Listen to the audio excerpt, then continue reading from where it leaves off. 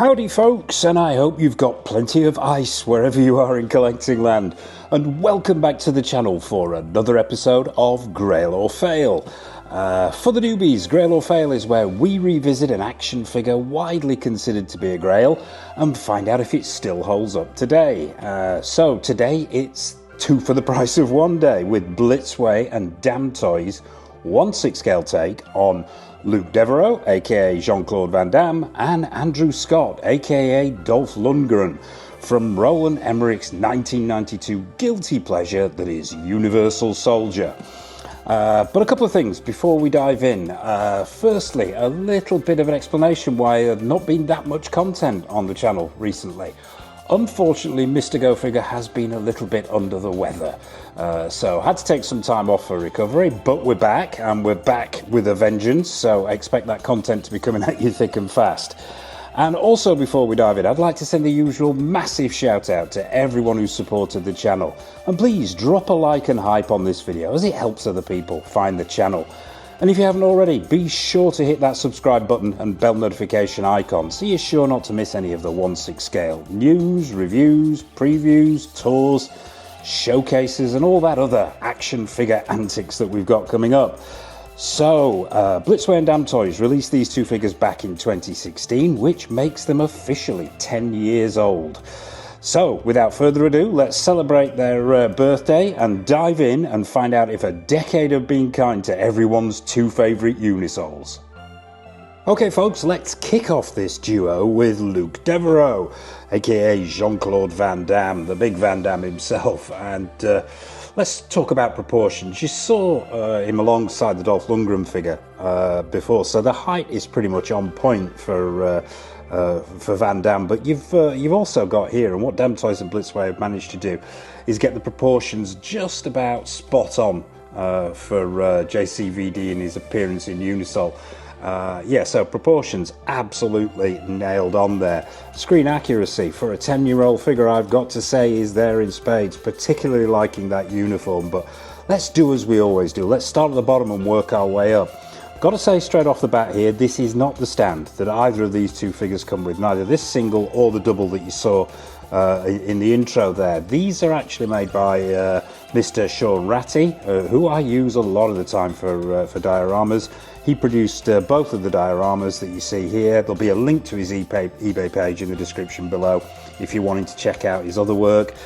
These are relatively plain, these ones, but he does all kinds of complex, amazing dioramas for your 6 scale figures. So do check out his eBay page. But yeah, let's start at the bottom with these boots. Now, first things first, the first impressions on these boots, and it's still, even after 10 years, is very, very impressive indeed.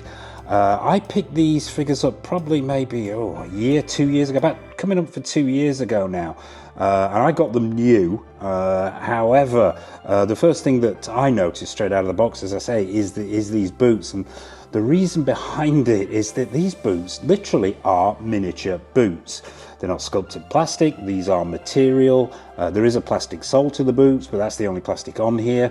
What you've got is actually a sort of a suede type material over the top of a canvas type material, real functioning laces.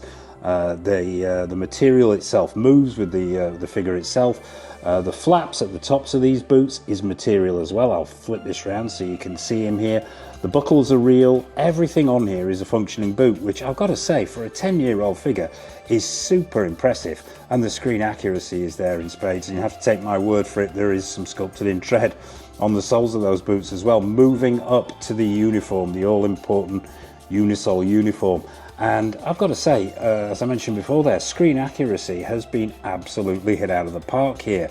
If these were fresh out of the box today, I would still be praising the stitch work, the fall, the colour on this sort of brown desert camo uniform that he's wearing here. And as you can see, the stitch work is phenomenal, and Mr. Go Figure has a tendency to bang on about stitch work. but they've really got it just right here, so it complements the figure. And then you've got all manner of stuff going on. You've got the strapping, the canvas strapping. You've got the holster, which once again, no sculpted plastic here. This is made out of material, and puts me in mind actually of somebody like Dragon in Dreams and their military figures, for the level of detailing here and the accuracy with the materials. On the side here, you've got the baton, which is sculpted plastic, once again held in place with this sort of complex strapping which goes up to the waist there. You've got the old story of that clip belt there with the two press sections on the side to make it easier to remove. You've got, while we're here actually, let's talk accessories. You've got the standard pistol in the holster there, and he's also holding the pistol with a laser sighting and a suppressor as well. We might as well talk about accessories while we're here too, because most of the accessories are actually on this figure. There's the two guns, there's the headset that we'll get to, there's the baton as well. You've got grenades which are positioned in the harness there at the top, all done really well, even down to the little sort of tracker cum transmitter on the wrist there, which is done in sculpted plastic with that red dot paint application and some silver dry brushing to finish it off. So the actual accessories are really well done, well sculpted, screen accurate. He also comes with I believe it was a modified heckler and cock that was used in the movie.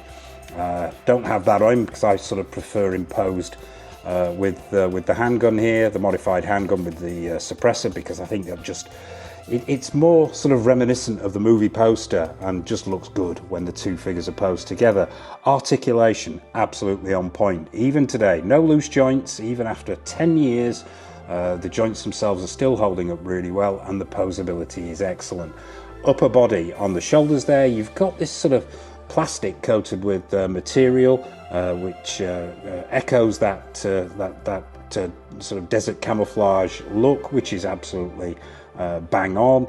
On this shoulder here, it says Special Forces. You've got the emblem in there. Underneath those shoulder pads and that vest, you've got a material shirt which is full length there, and just really nicely done. High quality cotton there. That pattern is continued.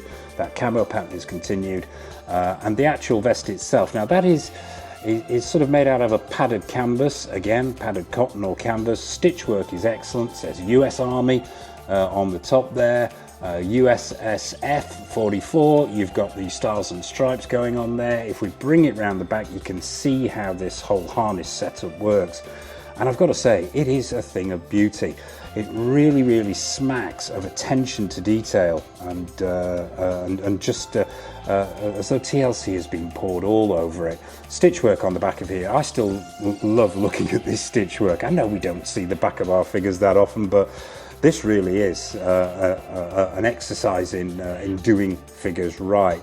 From that string section up the center there to keep it tight, the pattern and the padding all absolutely nailed on, and as is that harness, that wonderful harness, which once again is made out of the same high quality materials. But let's talk about this head sculpt. Now, 10 years down the line, I have got to say, I think this is an exceptionally good head sculpt.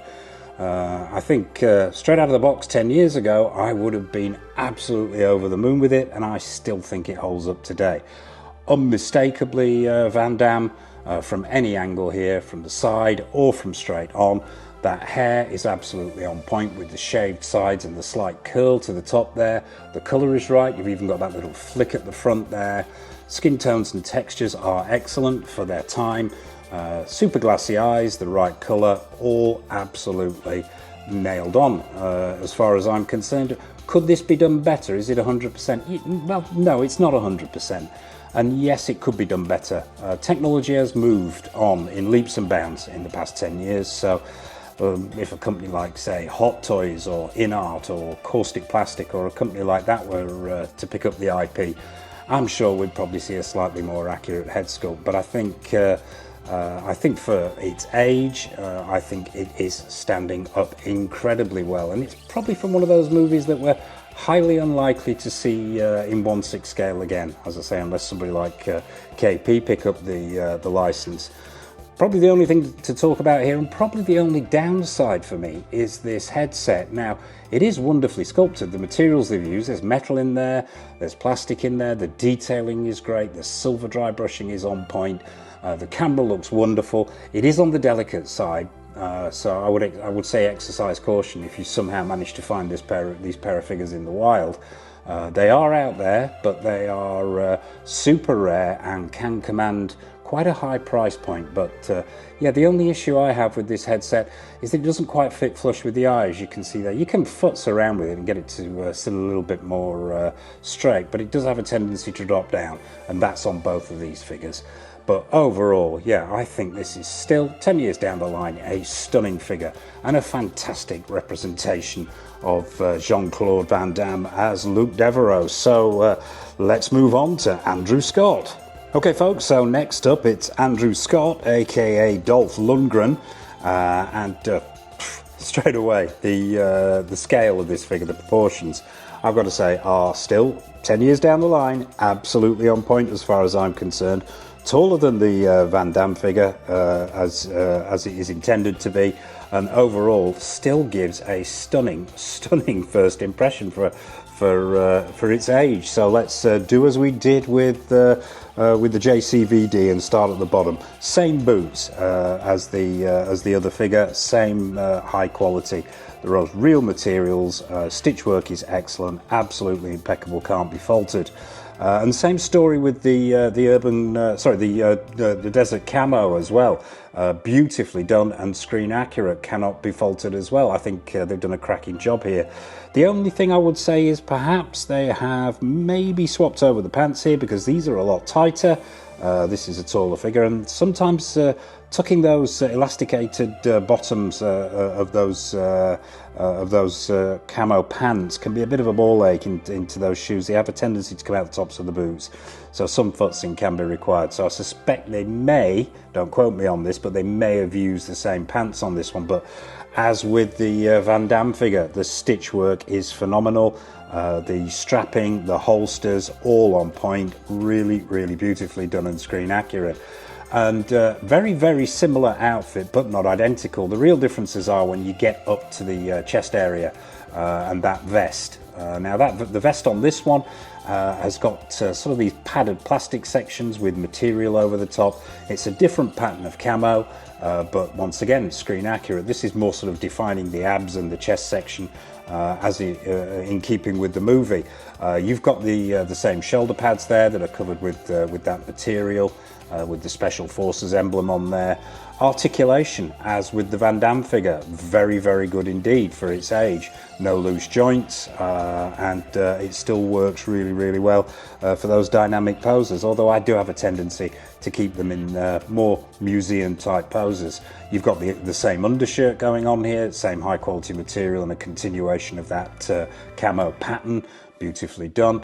And you've got a shirt on underneath which is slightly different to the Van Damme figure, which has got some really nice stitch work, a cotton undershirt there, and a continuation of that camo. The accessories with this figure pretty much identical to the JCVD figure, with probably one noticeable exception, and that's this M60. Now, we've seen a lot of M60s in the 1/6 scale world, and this is a very well done one. The sculpt is great, it's all sculpted plastic. The detailing is really nice. Paint applications are on point.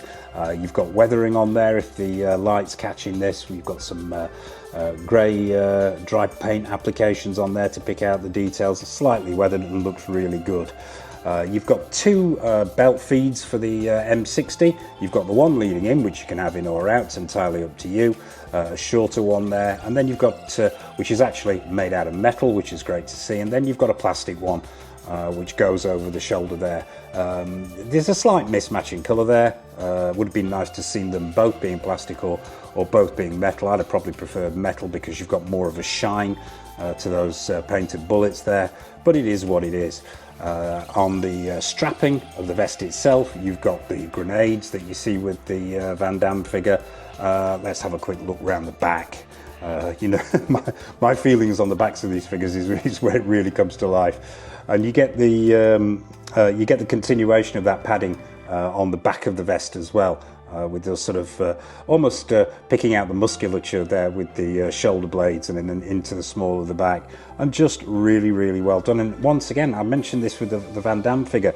The quality of the military uniforms here really does put me in mind of companies like Dragon in Dreams and so on. The attention to detail is still excellent, and sometimes we don't even see that in modern figures, never mind 10-year-old figures.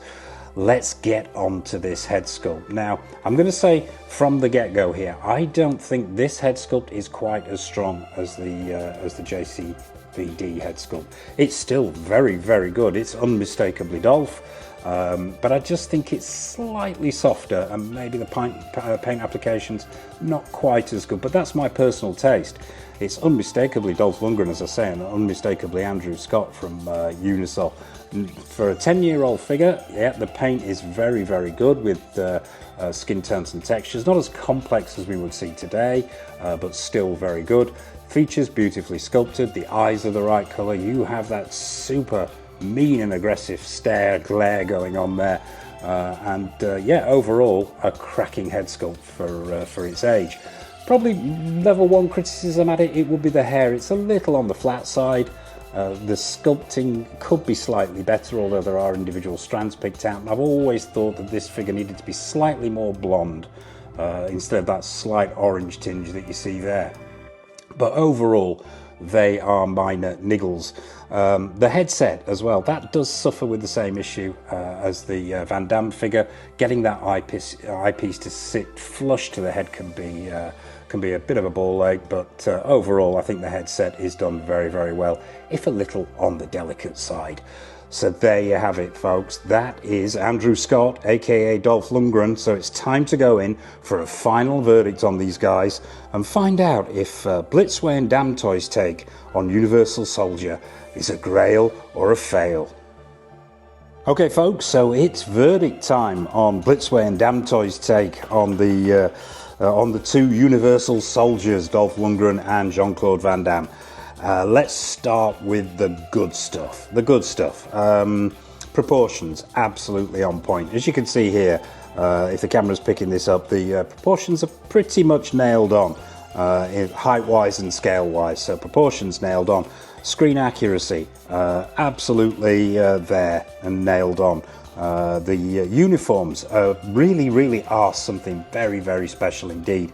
From those wonderful real, in inverted commas, boots to the screen accuracy and the colours of the actual outfits themselves.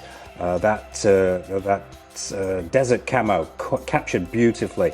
The vests really deserve a special mention with those fantastic shoulder pads and the way that all the outfit has been stitched and put together really does smack of quality. Other great things, the accessories, the weaponry. You get pretty much all the weaponry you're ever going to need here, from 2 pistols to grenades to submachine guns. The headsets we've talked about, yes, that could be a little bit of an issue, but overall, proportions, accessories, screen accuracy, I can't fault. On a 10-year-old figure, it really, really is something spectacular. Yes, you could argue if they were done today by one of the big companies that we would probably see more accurate head sculpts, but that's pretty much about it. And talking of the downsides, yes, those head sculpts aren't quite as 4K as they would be if they were done today, and maybe not quite as accurate as if they were done today.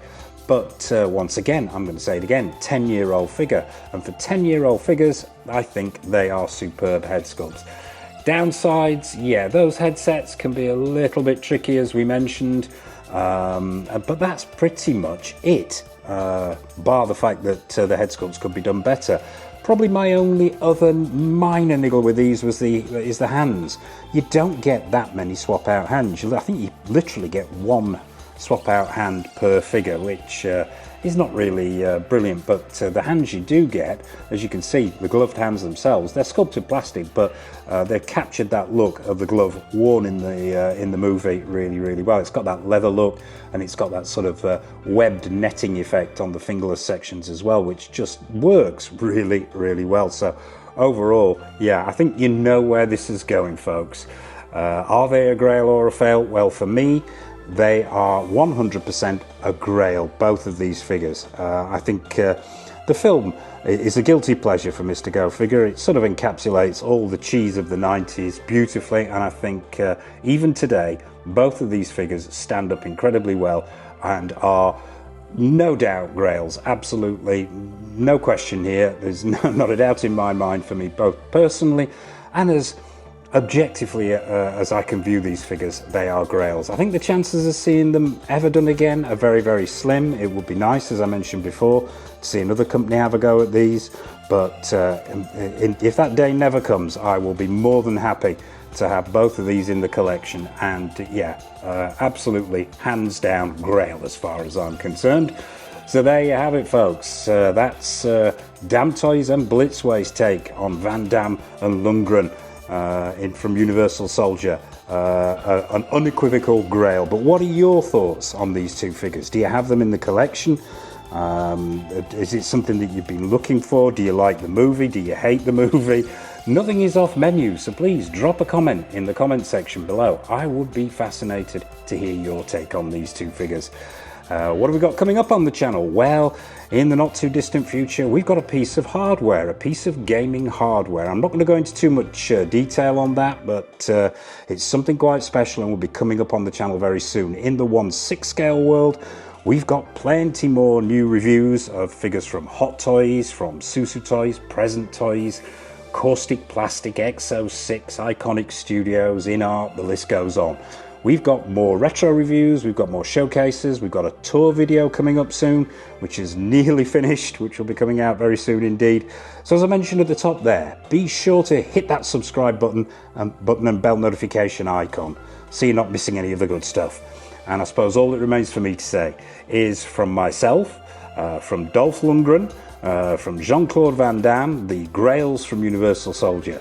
A massive thank you for watching as always, and until next time on the channel, take care of yourselves, happy collecting, and it's over to the showcase.